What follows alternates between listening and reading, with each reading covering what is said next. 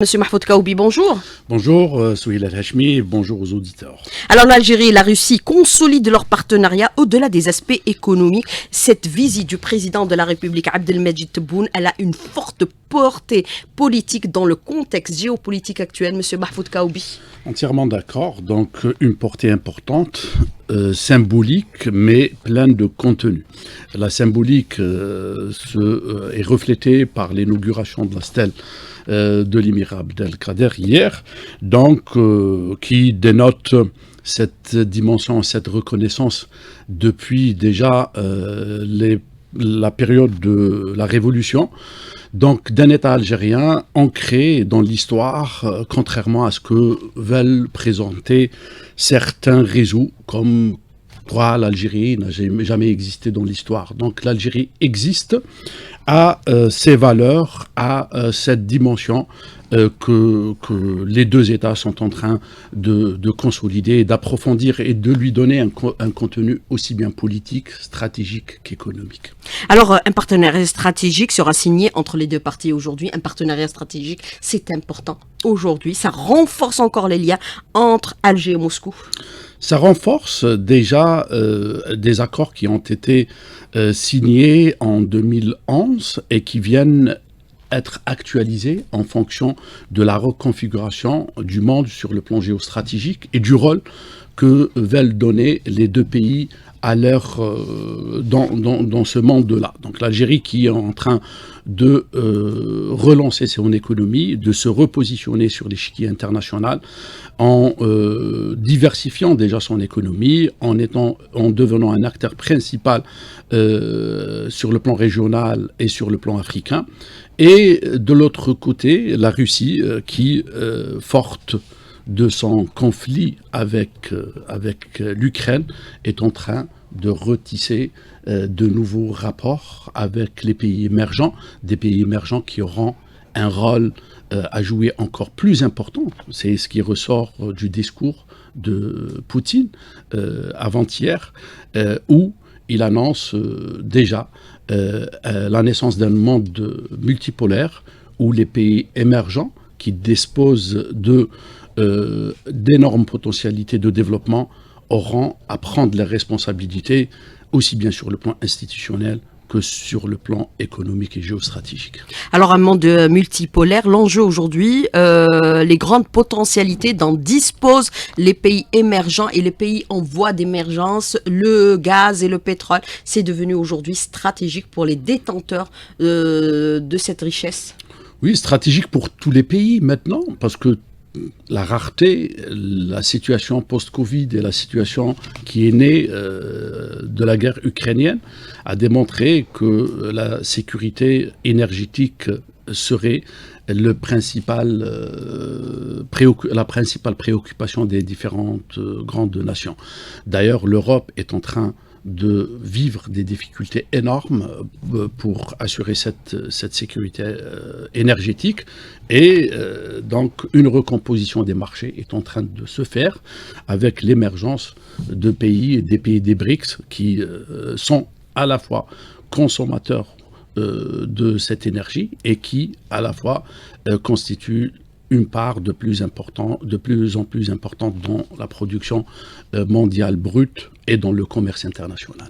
Alors, recomposition du marché gazier, l'axe Alger-Moscou va se consolider encore davantage aujourd'hui, puisqu'il y aura ce matin le tête-à-tête Abdelmadjid Tebboune, Vladimir Poutine, le président qui se dirige actuellement au Kremlin. Certainement. Sur le plan stratégique, il y aura cette consolidation et ce point de départ pour une concrétisation de cette stratégie de coopération entre les deux pays.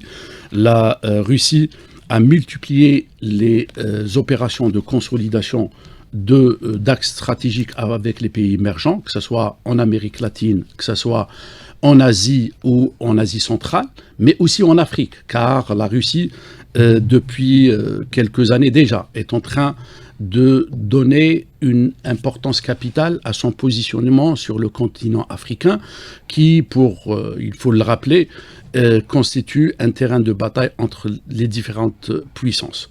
L'Afrique sera, avec la ZLECAf, la zone la plus importante en termes de dimension, que ce soit par rapport au nombre de pays, 55 pays, ou que par rapport au nombre de la population, plus de 1,5 milliard d'habitants. L'Afrique sera le plus grand terrain qui connaîtra la croissance dans l'avenir. L'Afrique dispose de très grands moyens en termes de ressources énergétiques et humaines, et toutes les grandes puissances se focalisent sur l'investissement et la pénétration du marché africain. Et comme l'Algérie dispose des atouts indispensables et importants pour pénétrer ce marché, il faut rappeler qu'en termes de territoire, l'Algérie est le plus grand pays africain, et en termes de potentialité stratégique, économique et humaine, l'Algérie demeure un des 3 grands pays sur le plan africain.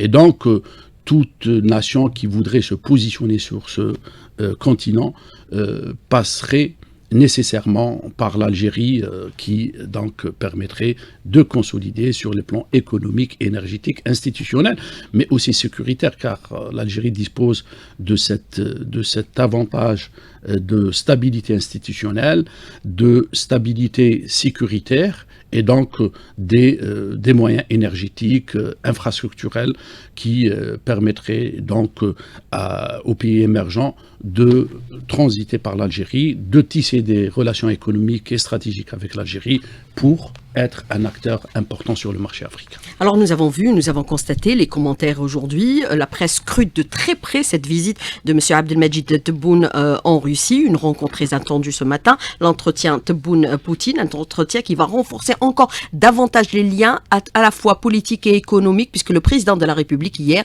au Forum des hommes d'affaires, il a appelé les Russes à venir investir en Algérie par rapport à l'attractivité des dispositions législatives qui sont mises en place, et cette volonté aussi de l'Algérie de sortir de la dépendance des hydrocarbures. Beaucoup d'investissements pourraient être envisagés entre les deux partenaires, monsieur Mahfoud Kaoubi. Oui, la volonté de l'Algérie de diversifier son économie est affichée depuis déjà plusieurs années. Les réformes qui ont touché l'ajustement de l'environnement économique, que ce soit par l'adoption du code de l'investissement, que ce soit par la promulgation de la loi sur la monnaie de crédit, que ce soit par l'introduction de réformes visant à améliorer le climat de l'investissement en Algérie, ont commencé à porter leurs fruits.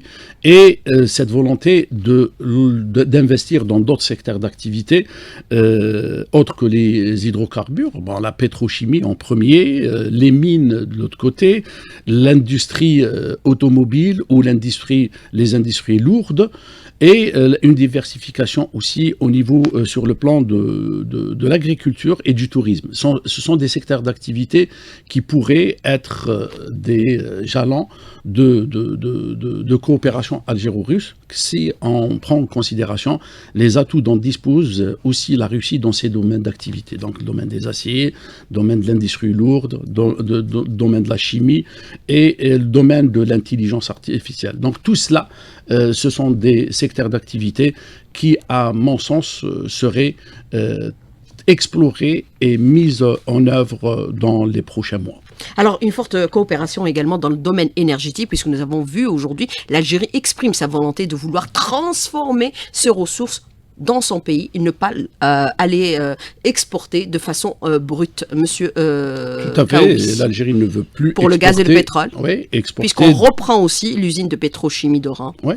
Même si Total s'est retiré. Voilà, on la reprend. Opte pour l'intégration, opte pour la transformation et pour la création de richesses, plus d'exportation de produits bruts.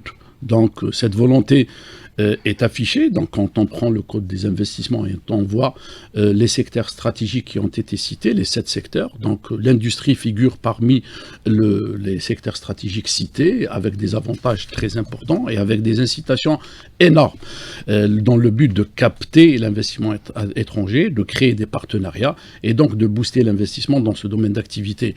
L'usine des polymères, le projet d'usine de polymères qui vient d'être lancé par la Sonatrach en partenariat avec des entreprises chinoises, démontre cette volonté de créer de l'intégration.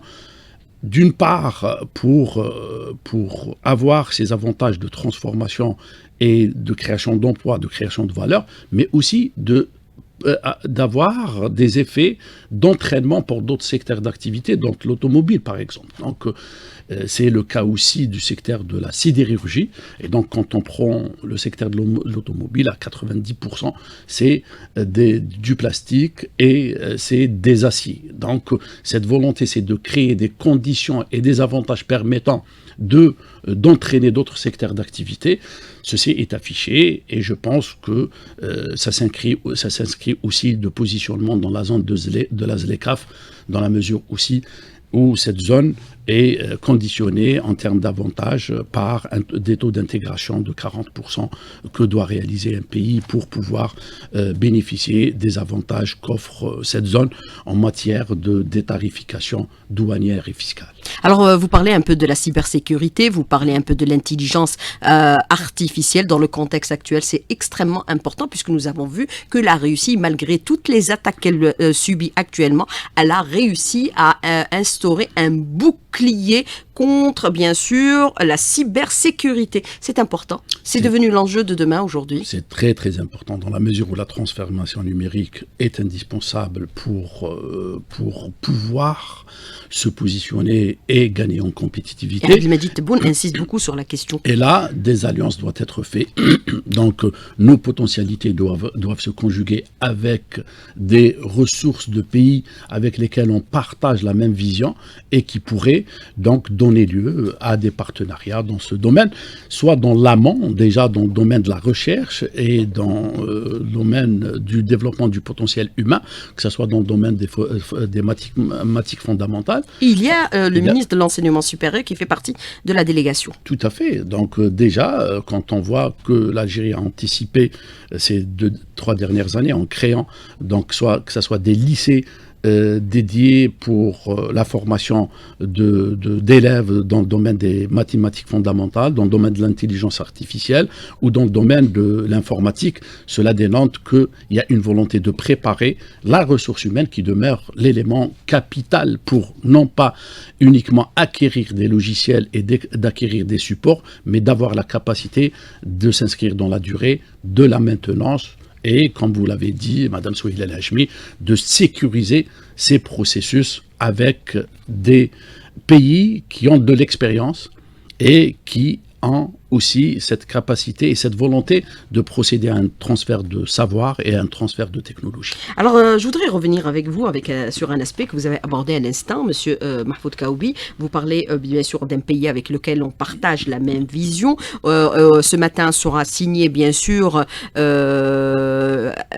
c'est-à-dire un accord de partenariat stratégique. Est-ce que ce partenariat va hisser aussi les relations entre les deux pays vers un niveau qualitatif de leurs relations à tout point de vue, puisqu'on sait que par le passé, il y a eu beaucoup de collaboration dans le domaine de la formation militaire, dans l'acquisition de l'armement, mais aujourd'hui, il faut passer à des étapes supérieures parce que les échanges entre les deux pays, malgré les potentialités des deux, n'excèdent pas les 3 milliards de dollars. Ils sont en deçà des potentialités des deux pays. Tout à fait. Beaucoup en deçà des potentialités. 3 milliards de dollars qui jouent en 95% en faveur de la Russie, dans la mesure où on n'exporte que 30 millions de dollars vers la Russie et qu'on importe pratiquement 2 milliards 970 millions de dollars. Des équipements, des produits agricoles donc et des produits chimiques constituent les principales importations de l'Algérie et de la Russie pour des exportations que je dirais minimes et qui pourraient être multipliées dans l'avenir si on mettra les mécanismes de partenariat et de création de valeur. Et on avait exporté à un moment donné beaucoup de produits agricoles vers la Russie. Et on se souvient, la tomate industrielle et aussi la pomme de terre. Alors, Monsieur Mahfoud Kaoubi, je voudrais revenir avec vous sur plusieurs aspects pour cette deuxième partie de l'invité de la rédaction. On parle de cette visite éminemment stratégique et importante dans le contexte géopolitique actuel pour consolider le partenariat. Bien sûr, on a parlé du partenariat stratégique. La convention sera signée ce matin entre les deux hommes, le président de la République Abdelmajid Tebboune et son homologue Vladimir Poutine. Une visite scrutée de très près par tous les médias internationaux. Le BRICS autre grand enjeu de cette visite également, Monsieur Mahfoud Kaoubi? Nécessairement, le BRICS sera au menu et l'adhésion de l'Algérie au BRICS sera nécessairement abordée entre les deux chefs d'État. De plus que cette question devrait être discutée le mois d'août lors du prochain sommet des pays du BRICS pour l'adhésion de nouveaux pays, dont l'Algérie et l'Égypte. Et puis, cette visite coïncide aussi avec le forum de Saint-Pétersbourg, où des questions importantes sont discutées, et que l'annonce lors du discours du président Poutine, l'annonce de la fin du monde unipolaire, la fin de la domination des marchés financiers et du monde et de l'hégémonie du monde occidental sur l'économie et la politique, et surtout l'annonce de la naissance d'institutions, de nouvelles institutions des pays émergents et de nouveaux mécanismes économiques. Donc la couleur est annoncée, et je pense personnellement que le groupe d'intérêt économique qui est actuellement le BRICS se transformera dans l'avenir en une organisation internationale de portée aussi bien politique que économique. Donc c'est ce que ressort du discours qui a été annoncé par le président Poutine, et que dénote aussi la forte participation de pays importants dans le domaine du marché du pétrole et du gaz. Un membre important des pays du Moyen-Orient et du monde arabe sont présents au forum, et d'importantes sociétés qui ont une valeur certaine et une influence certaine sur le monde économique, que ce soit des entreprises, des pays comme l'Inde ou des pays comme la Chine. Donc d'importantes questions ont été abordées, et des résolutions seront prises pour aller vers la concrétisation de cette transformation sur le plan géostratégique. Alors bien sûr, cette accession au BRICS est très attendue aujourd'hui. On a toutes les potentialités pour pouvoir intégrer bien sûr ce groupe, bien sûr composé du Brésil, de la Russie, de l'Inde, de la Chine et de l'Afrique du Sud. Monsieur Mahfoud Kaoubi, quand on sait que bien sûr le PIB de ces pays dépasse actuellement les 15%. Oui, les 5 pays déjà ont détrôné le groupe du G7 en matière de poids économique mondial. Donc, et la Russie, malgré toutes les contraintes et toutes les, bien sûr, les sanctions, elle arrive à maintenir un niveau de croissance élevé. Non, mais la Russie a donné une leçon pratiquement aux pays occidentaux et au monde aussi. À l'Occident. En matière de résilience et en matière de capacité de faire face à ces embargos. Et je considère que cette guerre d'Ukraine a été la guerre de trou pour l'Occident, parce que après des guerres imposées et injustes envers l'Irak, la Syrie, l'Afghanistan, la Libye aussi. Oui. Donc c'était la guerre de trou, parce qu'ils pensaient qu'ils allaient déstabiliser d'une manière sérieuse la Russie, et on voit maintenant que l'objectif final était la destitution de Poutine comme président de la Russie. Donc, et Bachar n'a pas été vaincu grâce au soutien de Poutine également. Grâce à 3 choses principalement. 1, la structure de l'économie russe. La Russie, derrière cette expérience, devrait nous inspirer, et c'est sur ce plan où les collaborations et les coopérations pourraient être faites, Madame Souheila El Hachmi, en matière d'organisation de l'économie. La Russie a profité de la crise, du rebond qu'ont connu les prix du pétrole à partir de 2009 pour réorganiser son économie, pour redonner de l'impulsion au secteur industriel, et pour opérer de grands investissements dans l'amont et l'aval pétrolier et gazier. 1. 2,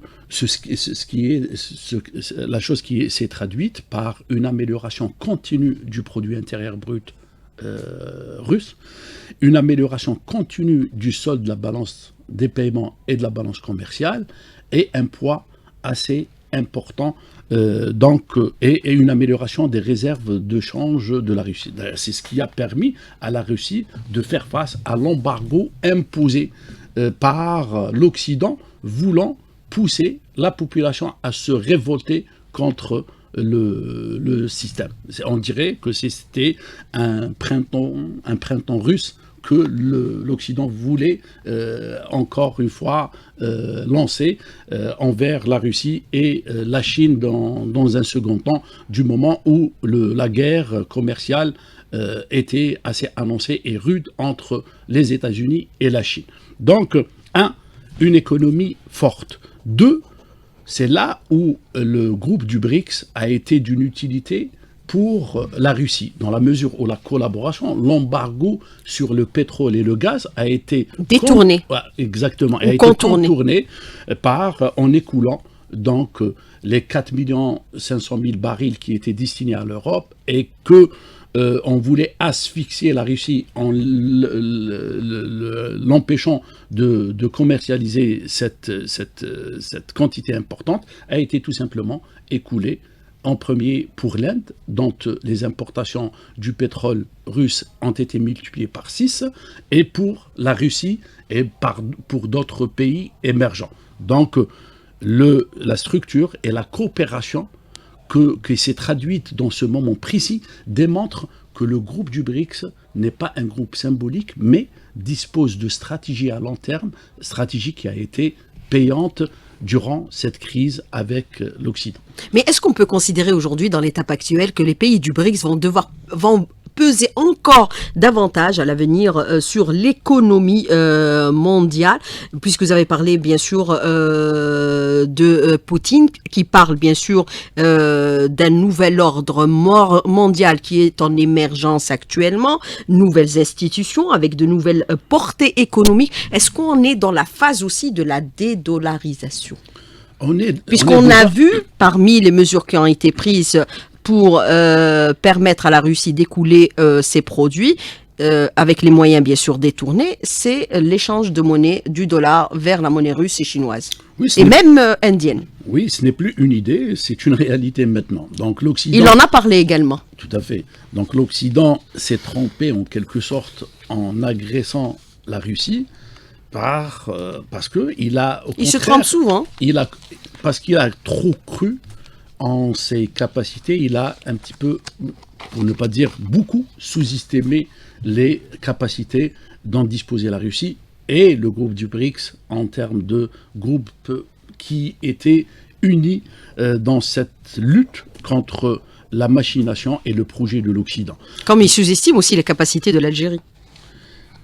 Donc le discours de Poutine, il a exprimé d'une manière très frontale. Il dit que cette logique unipolaire où les États-Unis se sont investis d'un droit divin de fixer les valeurs, de fixer les règles et d'imposer ces règles aux différents pays. Donc, cette démarche démarre d'une logique qui sous-estime les nations et qui a une logique colonisatrice qui ne reconnaît pas les capacités des États.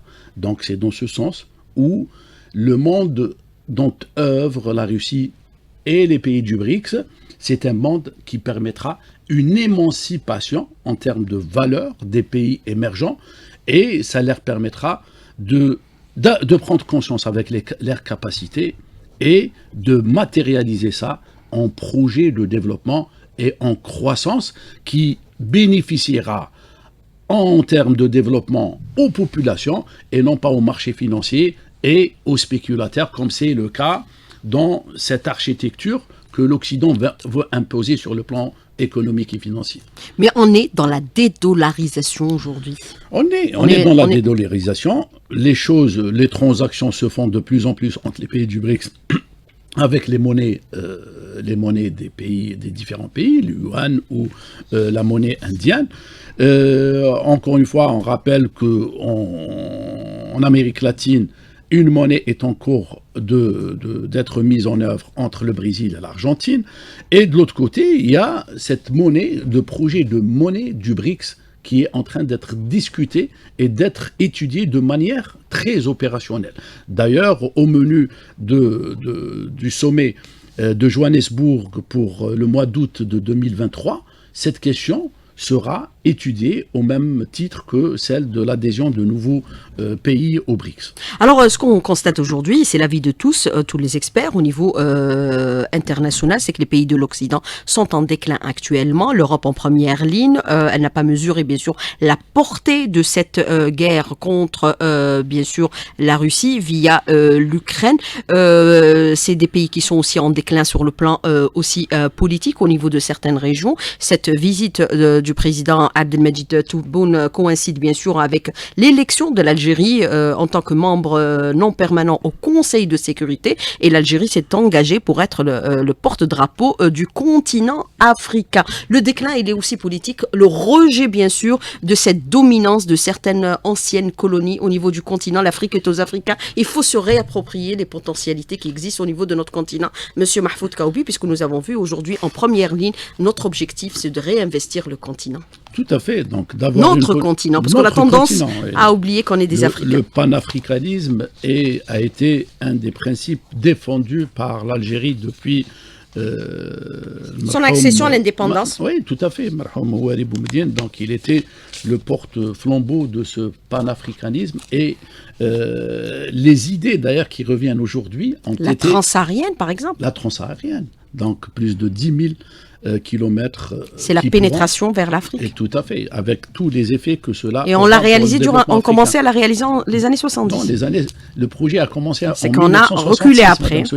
Oui. Donc, pour vous dire que la phase de déclin avec l'hégémonie des marchés et du capitalisme et de l'impérialisme mondial est dépassée actuellement. On revient à une autre époque où la donne change et où le développement se fera avec d'autres outils, avec d'autres partenariats et avec d'autres logiques. L'Afrique a une occasion exceptionnelle, l'Algérie aussi, donc c'est dans ce cadre-là, elle a une occasion exceptionnelle en termes d'opportunités pour tisser des partenariats, et ce voyage donc est la manifestation de cette volonté de concrétiser des partenariats avec des pays leaders qui partagent nos valeurs et qui ne veulent pas nous imposer un calendrier qui joue en la faveur de ces pays et non pas dans un partenariat gagnant-gagnant. Et on l'a refusé par le passé dans les moments même les plus difficiles, on le refusera encore aujourd'hui. Alors il faut aussi accélérer la cadence des réformes qui sont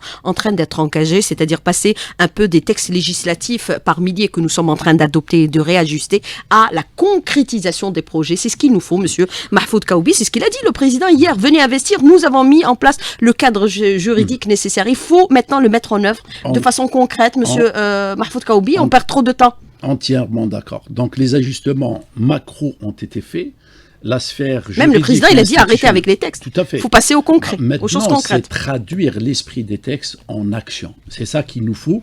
Donc la réforme, et le président de la République a parlé de la lenteur administrative comme source de retard de ce processus de transformation. Même le médiateur de la République s'est attaqué bien sûr à cette lourdeur administrative et bureaucratique. Maintenant, il faut qu'on prenne conscience d'une chose, qu'on doit travailler plus et qu'on ne doit pas se contenter de ce qui a été réalisé. Parce que l'heure est à la solidarité, l'heure est aux réformes microéconomiques. Mais l'heure est aussi à celui qui agit très vite. Tout à fait d'accord. Le temps, c'est le facteur le plus important dans la réussite des opérations. Et maintenant, le temps, c'est de l'argent. Il ne faut pas se contenter de protocoles d'accord. Time is money. La balle est dans notre camp. Dans notre camp, tous, acteurs économiques, citoyens, pour être conscients des défis. Maintenant, l'opportunité est énorme. Ce qui a été fait nous met sur la bonne trajectoire. Il faut qu'on travaille plus. Il faut que les acteurs créent, qu'on revienne à cette logique de confiance et de retour à l'investissement. C'est la chose la plus importante. On a besoin de créer de la valeur ajoutée, de la richesse et des emplois. Et là, on doit avoir un objectif Donner de l'espoir à cette jeunesse. Et travailler dans leur pays. Tout à fait. L'exemple que nous donne la Russie... Ne pas l'avoir en tête, la migration. Tout à fait. L'exemple que nous donne la Russie est est important. Avoir cette La Russie qui a fait capacité de une faire face. transformation totale et générale d'un pays où les gens espéraient partir de leur État vers d'autres États qui étaient leur modèle, l'Occident. Aujourd'hui, les Russes reviennent vers leur pays. C'est ce qu'il est en train d'opérer aujourd'hui, le président de la République, Ahmadinejad Tebboune, c'est-à-dire de ressusciter cet espoir en son pays, être fier de son pays. On est fier de le voir au Kremlin. Être fier, avoir un projet de société qu'on partage tous, avoir des objectifs communs. On revient à une image qui me revient souvent, ces chaînes interminables qu'on nous présentait en Russie pour l'achat d'une baguette de pain. Oui, et les Russes qui migraient vers l'Occident. Oui. Et aujourd'hui, il faut rappeler une chose. Le pouvoir d'achat des Russes s'est nettement amélioré. Et la Russie par le travail. Est le premier pays producteur et exportateur de céréales et d'oléagineuses. Donc, c'est ces expériences et ces expériences réussies qui devraient nous inspirer. Et les céréales, c'est devenu aussi un enjeu de guerre de sécurité alimentaire. Ça pourrait être un très grand champ de coopération entre les deux pays, Madame Souheila El Hachmi. Donc vous voyez, profiter de leur expérience. Profiter de l'expérience, mais pour profiter de l'expérience, il ne faut pas être dans une position passive, mais il faut être dynamique, travailleur. D'ailleurs, Poutine insistait sur ne plus être dans la défensive, mais dans l'offensive. Croire en ses capacités, travailler plus et libérer les potentiels dont on dispose. Alors, beaucoup de lois ont été abordées dans le cadre, bien sûr, de la relance de cette économie. Nous avons, bien sûr, le Code de l'investissement, bien sûr, sur instruction du président de la République en août dernier, de l'année dernière. Nous sommes bientôt en août. Ça fait presque une année. Les textes d'application ont été promulgués. Il y a aujourd'hui la loi sur la monnaie et le crédit. Il faut aussi promulguer rapidement les textes d'application parce que pour moi, je considère, pour ma part, c'est la plus grande des révolutions sur le plan, bien sûr, de la transformation administrative. C'est l'opérationnel. L'opérationnel, la balle est dans l'exécutif. On fixe les montants transférables. Voilà. On n'aura plus à tricher avec la Banque d'Alger. Courage. Donc, si on veut se projeter dans l'avenir, c'est de la sérénité, du courage et beaucoup de travail. Le foncier, autre contrainte, monsieur Mahfoud Kaoubi. On est le pays le plus grand de l'Afrique et nous avons des problèmes de foncier. C'est cette lenteur qui n'est pas explicable. Dichotomie. Certes, le texte est entre les mains de la Commission du Parlement, mais il ne sera pas effectif avant, c'est ce qu'a annoncé le ministre des Finances, avant la fin de l'année. C'est aussi beaucoup de lenteur, ça. Ce temps économique, il faut qu'on soit dans la logique du temps économique et qu'on respecte la valeur des opérations. Il faut qu'on s'ajuste par rapport aux opérations. Le monde avance très vite. C'est ça. Et les pays africains avancent très vite aussi, Madame Souheila El Hachmi. Donc, cette opportunité ne restera pas éternellement. On doit être à la hauteur du potentiel dont on dispose. Même l'externalisation des banques algériennes à l'international prend beaucoup de lenteur également. On l'avait annoncé pour la fin mai. Ouais. Nous sommes à la mi-juin. Elle reste déconnectée des marchés en grande partie. On n'a pas encore. Et cette lourdeur aussi, il faut privatiser les logiques. Moi, je ne parle pas de privatisation du capital, ça c'est une discussion d'ordre doctrinal ou politique. Même la privatisation du capital pourrait être envisagée. Il y a tous les investissements justement. En Russie. D'ailleurs, les pays communistes purs et durs, ils sont en train de s'ouvrir au monde. Poutine le disait très clair, que la bataille de la compétitivité se gagne sur les marchés. Il y a tout en Chine. Et non pas dans les bureaux. Donc, il faut qu'on aille vers les marchés et qu'on respecte les logiques des marchés, qu'on respecte les gens qui travaillent, qui créent de la valeur, et que l'excellence soit le critère de distinction entre les différents acteurs. Et à partir de là, la croissance aura un rythme géométrique, Madame Souheila El Hachmi. Ça peut être rapide, mais le plus important, que ce goulot d'étranglement soit dépassé, qu'on déverrouille, mais sérieusement. Il faut promouvoir le privé et arrêter la diabolisation un peu du privé national également, M. Mahfoud Kaoubi. Il faut changer complètement d'approche, d'idées et de mentalité. Il faut combattre les voleurs, pas ceux qui investissent. Oui, la chose la plus... Les logiques économiques sont privées par essence. Donc, on ne peut pas pervertir les choses et vouloir créer une réalité qui est en déconnexion avec la réalité. L'exemple russe pourrait être aussi... un exemple à suivre, M. Mahfoud Kaoubi. Il y a beaucoup d'exemples. Voilà. On prend un exemple. La Chine a multiplié 30 fois son produit intérieur brut en 30 ans. L'Inde a multiplié quelque chose comme 11 fois son produit intérieur brut en 20 ans. Quand on parle de BRICS, ce n'est pas du générique, parce que souvent on présente les BRICS, ce n'est pas la panacée. Même l'accession aux BRICS, elle est très stricte. Hein. Il faut avoir des potentialités économiques avérées pour pouvoir y accéder. Il faut le dire, hein. Voilà. Ça ne va pas être facile. C'est pas du gâteau. Nous, on pense que ça y est, parce qu'on est en bilatéral, en accord avec certains pays, mais vous avez d'autres pays qui pourraient fixer des critères très difficiles pour l'accession. Il faut avoir des critères strictement économiques de développement. Même l'adhésion en elle-même ne va pas apporter ce développement en un coup. Il faut qu'on change. Ce n'est pas une panacée. Il faut qu'on change. C'est une opportunité qu'on doit saisir. De transformation. Et c'est des exemples qu'on doit suivre. La Chine, comme l'Inde, comme la Russie, l'Afrique du Sud, le Brésil ont payé très cher ce développement. Cher, ça veut dire quoi? C'est travailler ardemment. C'est être unis et avoir un projet commun en tant que pays. C'est une stabilité institutionnelle. Fédérer tous les acteurs autour de cette vision. Tout à fait. Et c'est une conscience par rapport aux enjeux qui se font sur le plan international. Tout à fait. Et donc, si on veut être fier, on doit l'être par rapport à notre travail, par rapport aux résultats économiques, par rapport à notre stabilité, par rapport à une fraternité qui devrait nous unir encore plus dans le temps. Parce que tout est à faire et on a des potentialités. Ce n'est pas de la phraséologie comme voudraient le présenter certains. On a un des plus beaux pays du monde, dans tous les domaines. On déverrouille, on laisse cette jeunesse s'exprimer. Dieu nous a donné une terre riche. Ses ressources, qu'on arrête de diaboliser le privé, le capital, etc. Et à partir de là, les conditions d'émergence seront réelles et les partenariats pourraient être encore beaucoup plus parce qu'on parlera le même langage que nos partenaires, ça sera le langage des marchés et non pas le langage des bureaux, encore une fois. Il faut aussi être d'accord entre nous pour pouvoir aussi booster les autres à venir dans notre pays. En clair, le mot de la fin, la clé de la réussite, c'est la confiance, essentielle. Sans confiance, on ne peut rien faire. Et sans projet, on ne peut pas se projeter et avoir des éléments de développement et de cohésion. Donc, Poutine est en guerre contre l'Occident, tous les Russes sont avec lui, à l'unanimité. Tout à fait. L'Occident a tablé à ce que les oligarques a créé une instabilité au niveau des marchés et donc pousser la population à se révolter contre le système. Une guerre soft power pour faire soulever les Russes, mais ça n'a pas marché. Les oligarques attirés par l'appât et l'intérêt se sont manifestés comme des citoyens qui avaient des projets et de l'appartenance à un projet de société qui est à ce que la Russie devienne une nation grande sur le côté international. Que l'Algérie le soit, Inch'Allah, dans les années à venir. Et on le saura, Monsieur Mahfoud Kaoubi. Monsieur Mahfoud Kaoubi, merci d'avoir répondu à nos questions et d'avoir été en direct avec nous ce matin dans le studio. Merci, bonne journée, à bientôt et à dimanche.